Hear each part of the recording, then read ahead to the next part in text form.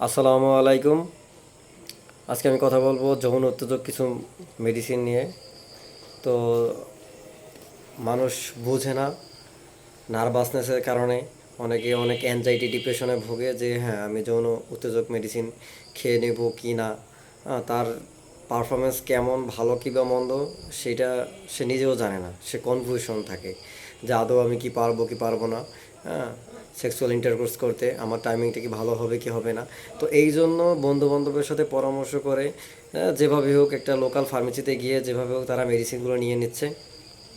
আর সে যেমন তেমন মেডিসিন না, খুবই বাজে কোম্পানির বাজে মেডিসিনগুলো খেয়ে নিচ্ছে, যার কারণে তার নর্মাল ন্যাচারাল যে পাওয়ারটা থাকে সেই পাওয়ারটাও সে নষ্ট করতেছে।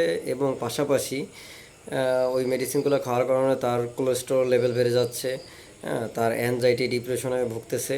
অল্প সময়ের জন্য টাইমিং একটু বাড়লেও তার যে ন্যাচারাল যে পাওয়ার সেইটা কমে যাচ্ছে এবং হার্ট অ্যাটাকের ঝুঁকি বেড়ে যাচ্ছে, স্ট্রোকের ঝুঁকি বেড়ে যাচ্ছে, ইত্যাদি ইত্যাদি আরও অনেক কারণে জড়িয়ে যাচ্ছে। তো আমি সংক্ষিপ্তভাবে বোঝানোর চেষ্টা করলাম। তো যদি আপনাদের কোনো কোশ্চেন থাকে আপনারা নক দিবেন। আসসালামু আলাইকুম।